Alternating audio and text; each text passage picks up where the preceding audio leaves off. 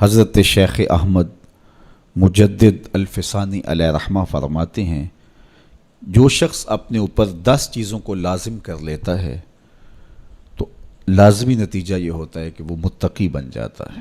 سب سے پہلی بات آپ فرماتے ہیں زبان کو غیبت سے بچائے۔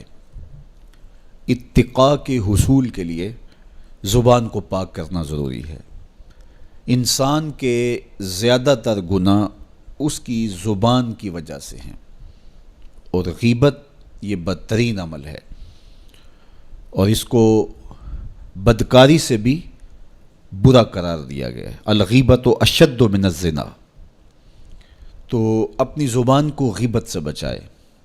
دوسری بات ارشاد فرمائی کہ بدظنی سے بچے، کسی سے خواہ مخواہ بدگمان ہو جانا اور اپنے دل کو کسی کے لیے میلا کر لینا اور اس کی بدگمانی دل میں پالنا، یہ تقوی کے منافی ہے۔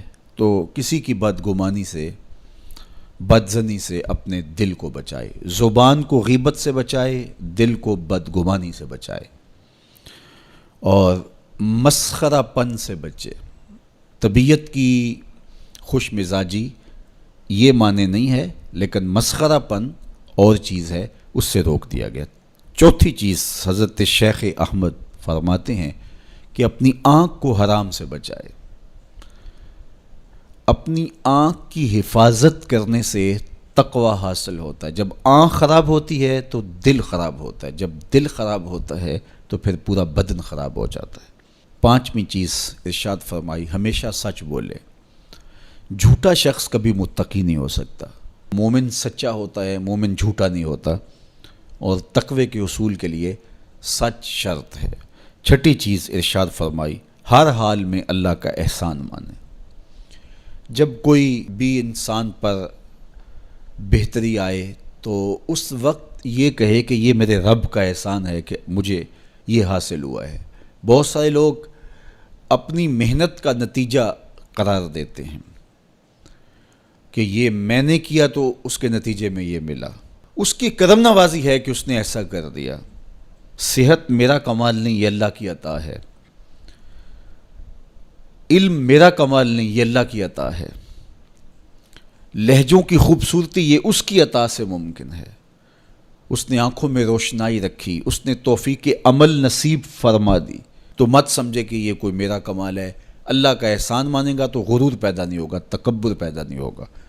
تو ہر حال میں اللہ کا احسان مانے، جو بھی خیر اس کو ملے وہ کہے یہ میرے رب کی طرف سے ہے، اور اگر اس کا کرم نہ ہوتا تو یہ عمل مجھے نصیب نہ ہوتا۔ ساتویں چیز اپنا مال راہ حق میں خرچ کرے، ناحق راستے پر ایک درہم بھی خرچ نہ کرے۔ کمایا ہوا مال راہ حق میں خرچ کرنے سے اتقاء کی دولت نصیب ہوتی ہے۔ اللہ قیامت کے دن بندے کے قدم اپنے حضور سے ہٹنے نہیں دے گا جب تک اس سے 3 سوال نہیں کر لے گا۔ ان میں سے ایک سوال یہ ہوگا کہ مال کمایا کہاں سے، مال خرچ کہاں کیا۔ اس لیے یہ اپنی طبع کے اندر لازم کر لے کہ کبھی بھی اس کا مال کسی ناجائز اور فضول کام میں خرچ نہ ہو، راہ حق میں اس کا مال لگے۔ آٹھویں چیز نفس کے لیے کبھی بڑائی بلندی نہ چاہے، اس سے طبیعت میں سرکشی آئے گی اور تقوی کے راستے میں یہ عمل مانے ہے۔ اور نمازوں کی حفاظت کرے۔ نمازوں کی اگر حفاظت نہیں کرتا تو باقی سارے عمل اس کے پاس ہیں، تو وہ متقی کیسے بن سکتا ہے؟ چونکہ یہ تو اسلام کا بنیادی فریضہ ہے جو اہل ایمان پر لازم کیا گیا ہے۔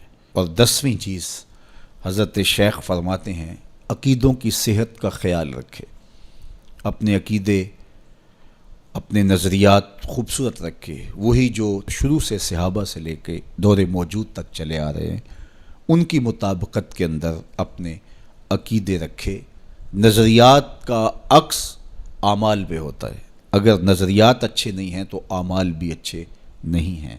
تو یہ 10 خوبیاں اور 10 چیزیں اگر کسی شخص نے اپنے اندر لازم کر لیں تو پھر لازمی نتیجہ یہ ہے کہ وہ متقی بن جائے گا، وہ پرہیزگار بن جائے گا۔